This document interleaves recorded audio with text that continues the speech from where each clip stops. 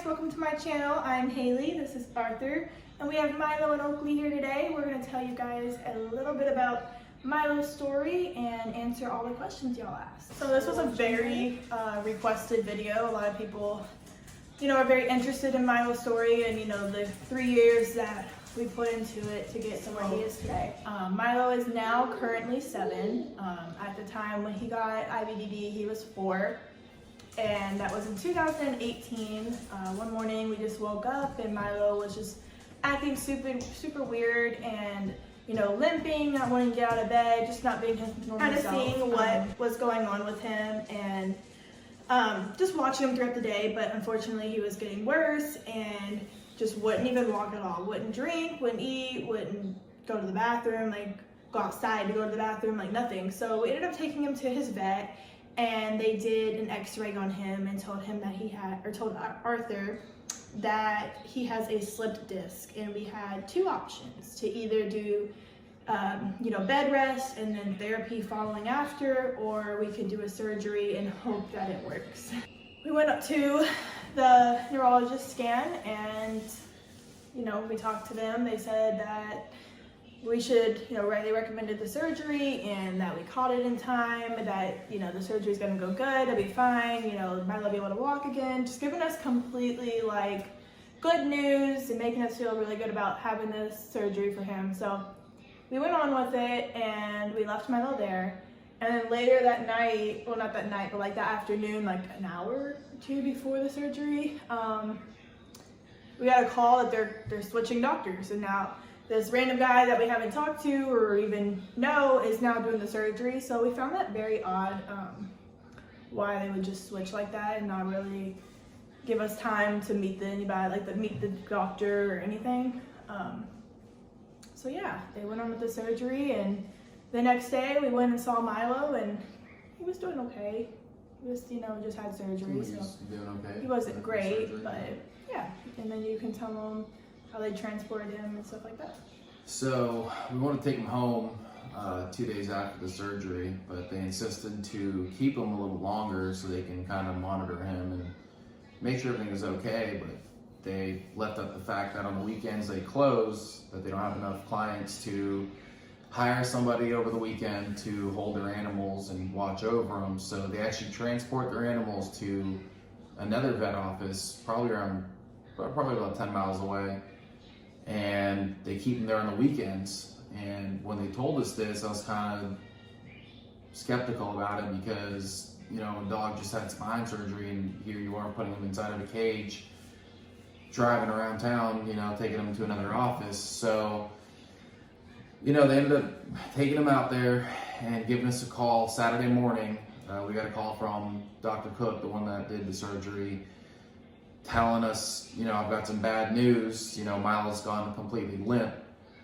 And we were in shock, really, what happened? Was it, did it happen while they transported him and, something happened, he moved, in his cage or something? So we went down there to go see him real quick, and he was really confused as to what happened. And he said, we're gonna take him back to the office and do a second MRI to see what's going on. And we ended up going back to the office, sitting around for about 3-4 hours before they got back to us. Which was odd because no MRI takes 4 hours. Yeah, and no one would talk to us. Even the nurse, assistants, or the vet assistants, nothing would tell us anything. So that was very odd because there wasn't one other patient there. It was just us. So the first MRI took 30 minutes. Right, but the second one took 4 hours. No. So we weren't sure if they were trying to fix something or trying to do something they weren't telling us about, but they ended up coming out telling us that there's still pressure on his affected disc from the IBDD, that they need to do a second surgery to relieve the pressure, and that should hopefully fix what's going on. And it didn't. They did the second surgery and kept Milo for about 4 or 5 days after the surgery, and he just kept on looking worse and worse. Every day we'd go there, and he kept on looking weaker and weaker. And they didn't have an explanation for us about anything. Every question we asked this doctor, he didn't even act like he cared or he didn't know the answer. It was always, well, I'm not sure, I don't know. And the whole time he kept talking about, like, you know, we're worried about Milo and, you know, him being able to walk again. And this doctor is sitting there telling us about his vacation that he just took and, you know, how he has a sunburn. And then he's sitting there telling us how he hurt his hand in a golfing tournament and he can't, you know, his hand's shaky a lot and this and that. And we're like, you know, we never met this guy. He just did 2 surgeries on our dog and now he's telling us that his left hand hurts and that's... Well, that he couldn't raise his hand over his shoulder. Yeah, that he couldn't raise his hand over his shoulder. He can't take his hat off his head. Like, all this weird stuff. So, like, we're freaking out because we're like, okay, well, you just did a surgery on our dog and you're saying that you can't even move your hands. So after hearing all of that, we both made the decision, like, kind of told Arthur to get Milo out of there and go get a second opinion. So, yeah, we took him to Blue Pearl, and that was just a whole thing. Yeah, we ended up going to Blue Pearl, which is another neurology office in Tampa. There's only a few offices that do neurological surgeries in that area. There's like 3 or 4, and Blue Pearl's like a really well-known one. So we ended up taking Milo over there for a second opinion to see if there's anything maybe their office could do to help. And it was a lady that came and saw Milo, and she had already looked at his paperwork, and before she even spoke to us, she had already called Dr. Cook over at Scan, the one that did the surgery, and kind of just told us like, oh, you know, I already know what's going on. We think that Milo's got myelomalacia, which is like a spine disease, and that he's gonna die like a slow, painful death, that it's gonna shut his organs down, and then, you know, he's gonna suffocate to death. And that we should just go ahead and put him down. Which we found odd because she didn't even look at him. Like, she never looked at Milo, she never did anything. She just talked straight to this doctor, and then she comes back like, this is 100% it. And it's weird because, like, 2 days before we took Milo out of his office, he swore to us that wasn't it. Because Arthur actually Googled and read about it, and was like, well, do you think this is it? And he literally swore to him that wasn't it. And now all of a sudden, this doctor calls after the second surgery, and now that's what he has. Like, it's kind of weird. Yeah, it was just kind of odd. It's almost like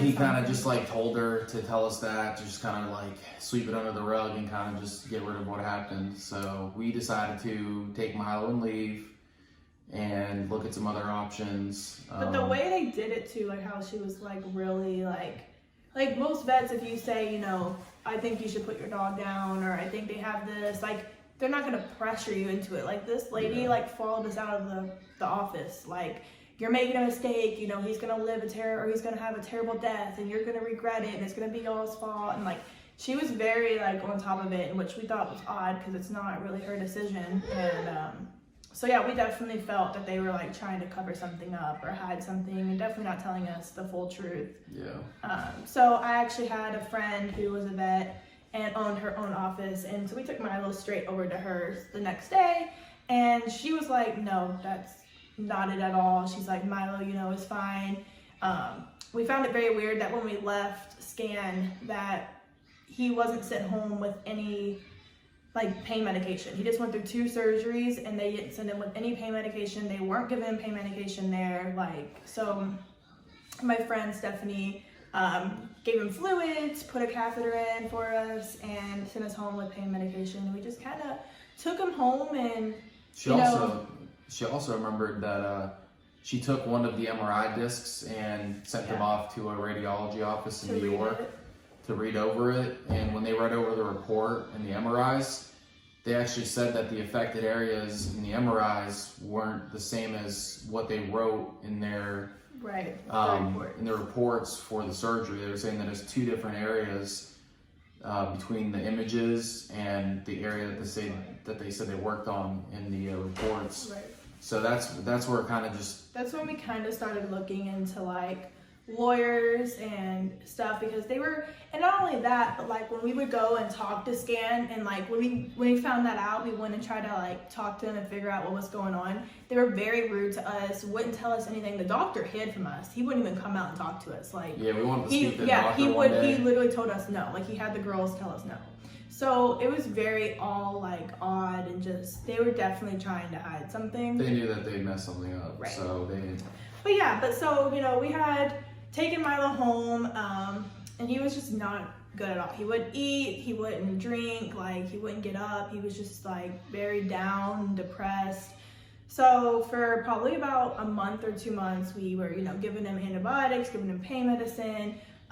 Doing laser we therapy. and we had to like cook for him. We fed him a lot of baby food. We had to force feed him, and and then we had to learn how to relieve him, and that was definitely something new for both of us and kind of hard, but we ended up figuring it out. But yeah, we did some laser therapy and Acupuncture, B12 shots. Yep, for a few months. And unfortunately, none of it really helped. But we just kept trying, and we just kept reading and Googling and trying to do anything we could to help him. I mean, we felt terrible, and we just wanted him to be able to walk again, and just never gave up on him. And I think Arthur at one point came across this doctor in Texas, and I guess he did like stem cells and stuff. Yeah, so I was doing some research for like what other people have done with IVDD, and just to kind of see if there's any other options to, you know, maybe help fix what happened. And we found this office in League City, Texas, which is like south of Houston, that harvested their own stem cells, and they did physical therapy, and they've done it on many different animals, not just dogs. So we decided to take a trip out there, and it's just a long trip. 15-hour drive, and we went out there. And as soon as they looked at Milo and they trimmed some of his hair off his back so they could implant the stem cells, they saw a really, really bad skin infection from the incision. I'll show you a picture. It was really bad, and it definitely happened from them opening Milo up a couple of times and closing him back up, and probably just not being careful with him, which and like even now, like he has a really bad, like the scar on his back, it's like zigzag, like it's not even a straight scar. Like you can tell they opened him once and they closed him, and then they just did it real quick the second time. Like, yeah, so he got an infection from it, and it was really sad. So we had to go, they sent us home and wanted us to come back a month later. We had to turn around and drive 14 hours back. So now this is like June of 2019, and we had to go back for the actual surgery. Yeah. So the second time we went back, they performed the surgery. They implanted the stem cells, and they said the best option would be to leave him there for a few weeks so they could do rehab with him, and they would kind of like stimulate the stem cells by, you know, moving his legs and doing physical therapy on him, and they would do like the water treadmill. So we went back to Clearwater and then left him there, which was hard to do because, you know, he's just been through a lot. 4 weeks like doesn't sound like a lot, but it's a long time, especially when you're worried about him and like, you know, you don't know what's going on. They were really sweet people. They're like, they literally would send us pictures. They sent us pictures and videos almost like every day. Like, kept us updated. Like they're all super sweet and just love animals over there, and like you know, so we knew he was okay and safe, but it was still like hard and upsetting. But it was tough just because we knew that he went through a lot. And, so you know, we when we went back to go pick him up, we kind of had everything with us, and trying to think of his name, the one that did the stem cell implant, he sat us down and kind of told us what he saw when he did the stem cell implants on him. And he looked over the MRIs and the radiology reports, and he kind of just told us that from what he saw and from what he saw in the MRIs and from what he saw himself, that it looks like the neurology office in Clearwater miscounted the vertebrae in his spine and operated on the wrong disc. So essentially, the disc that was affected by the IVDD ended up crushing the nerves in his spine, and that's why he's paralyzed today, because they essentially botched the surgery on Milo, and to this day they haven't admitted it, and we tried looking into lawyers and, you know, all that stuff, and it's just Florida laws, and we just didn't have the money for it. And the laws are hard because they see, you know, dogs and animals as property and not. Yeah, I mean, like some states are different, but in Florida, they look at his animals as property. So wouldn't even have really gotten that much from it, and it would be a tough case to. And then we just didn't have the money to put in it, and with all the money, you know, we had to pay for 3 surgeries and 2 MRIs, an X-ray, and then he was in the vet for 8 days, and then like 2 more vet visits. So I mean, it was And then plus traveling to Texas 3 different times, getting hotels, gas money, like all of that was definitely very expensive. Yeah, so that's why I made, you know, Milo's Instagram to like just share a story, and we made a GoFundMe. And honestly, we had so much support from that. Like we probably, you know, raised almost $3,000 in like just a few months. Like we had so much support. Like everyone was so interested in the story, and which was awesome. I mean, yeah, like we really appreciate all the support and love. And even now, like today, like Milo's, you know, this all ended in 2019, and he still has tons of people and followers messaging him and every day, asking about him. Yeah. So yeah, we definitely have lots of love, and we appreciate it. So we're gonna answer. I know we answered most of your guys' questions in the video, but we're gonna answer a few more that we didn't really address. So I know one person said, how long has he had his wheels, and do other dogs notice it? So other dogs definitely notice it. They're definitely, you know, they check it out, they sniff it. You definitely run towards them. Yeah, they definitely will go straight towards them because we have 2 dogs, and at one point we had 3 dachshunds, but his mom has one of them right now. But they all, like, they would go straight to Milo and go check out his wheels every time. And he's had his wheels since probably December of 2018. So almost 2.5 years. Yeah. Someone said, this isn't a question, but how can Milo be so cute? We love him. He's just awesome. Someone said, I love Milo. Do the wheels ever hurt? So, no, we don't think, I'm pretty sure the wheels never hurt him. It definitely has lots of padding around his legs, padding, you know, where his stomach, over his neck, everywhere that touches him is definitely padded. It's custom made to his body, his length, everything. He seems to be very comfortable in it. He'll take naps in it. We try to keep him in it throughout the day. And he'll take naps in it and just hang out. Like, I mean, do you think it hurts him? I don't think that it ever hurts him. I don't think it does, yeah. How old is Milo now? So Milo is 7 years old now. About 7. Yep. What is Milo's condition now? I mean, he's a happy dog. He's a happy dog. He's definitely... He gets around. I don't think he, you know, dwells on it, you know, just like a human would. I think to him, that's normal. Yeah, he's so loving, and he's so happy. Every time we walk up to him, his little ears perk up, and he'll run over in his little wheels. Like, he gets around, he plays with Oakley and his toys, and there he is barking right now. Like, he's definitely a happy dog, so, yeah. What is his favorite treat? So I feel like we give him a lot of different treats. We don't have just, like, one brand that we stick with. He definitely likes, like, chicken treats, and I know Arthur always gives him, what are those, the bones, the deer bone, antler. Yeah, he likes to chew on those. He loves those. Yeah. He gets so excited. He'll chew on those all day long. How can he be so strong? We've definitely questioned that a lot. He's been through a lot. We'll definitely post pictures and show you guys just like, you just see how weak he was, and you can just tell by these pictures that he just had no energy, and he just stuck through it, and like, he's such a strong dog. He like went through a lot, and he's just no babysitter. And he just went through a lot, but yeah, we don't know how he's just so strong. He's just such a happy dog. And he's definitely gotten a lot stronger over the past 2 years in his wheelchair. So someone said, how old was Milo when he was diagnosed with IVDD, and where did you get Milo from? So I'm pretty sure we already answered this part of it. He was 4 years old. It was in 2018. And where and when did you get Milo? How old was he? When I got Milo, he was about 7 weeks old. I got him from a breeder just outside of Daytona, Florida. Yeah, so Arthur had Milo before me and him started dating. So how has Milo's attitude gone down since the wheels? I would say in the beginning, yes. Yeah, he was a little depressed in the beginning. You could tell just that. Didn't want to, he was probably confused. He would see, you know, Oakley running and jumping on the couch, and he couldn't, and he would just lay there. And we would put him in his wheels, and he just kind of like, he wouldn't even try. So in the beginning, yes. Now, I don't even think he really knows the difference. I think to him, he's adapted to it. In the mornings, like, we don't let him sleep in it. So in the mornings, we get him up and put him in there, and he just goes. So I think to him, it's just a normal thing now, and he's happy.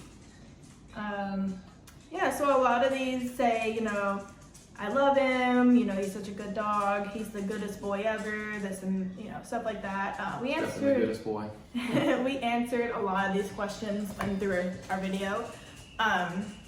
But a few things we did want to say was that the doctor scan actually messed up Milo's, vocal cords, doing the MRIs and putting him down. So many times he barks like very softly. And in the beginning he couldn't bark at all. Like nothing would come out. He would bark and nothing would come out. And so I think it's a little bit better now. It's still really low and like squeaky, which is really sad. But yeah, we definitely believe that, Scan unfortunately, messed up the surgery and wasn't honest with us. And which, I mean, we wish we would. Nothing's guaranteed. Like, things any happen. surgery can, go downhill. But the way they try to cover it up and tell us to put him down. The fact that they, didn't admit to any fault and admit, obviously they're not going to admit to messing up, but the fact that they just weren't helping at all. After we took them out of there, they wouldn't speak to us. They're acting really sketchy. They were rude to us. Every time we come in the office, they just would all hide. It just wasn't professional. Like they could have just told us what was wrong. Truth. And,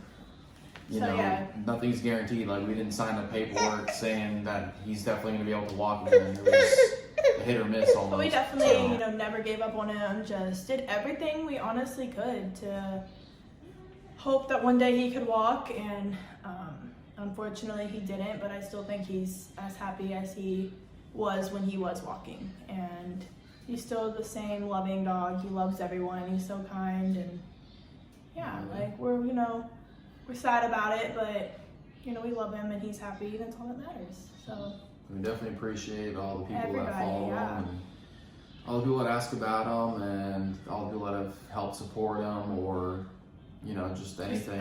All the support and love was just unreal. When I made his Instagram, like I was just not expecting it. So yeah, we'll definitely tag his Instagram down below if you want to go check it out and see pictures, and you definitely can scroll down and see more of Milo's story and his trips to Texas and all that fun stuff. We are doing a giveaway on Milo's page as well. We're going to be giving away some treats and toys and just little things here and there. So if you want to go sign up for that, you can. And yeah, I think that's about it. I think we covered everything.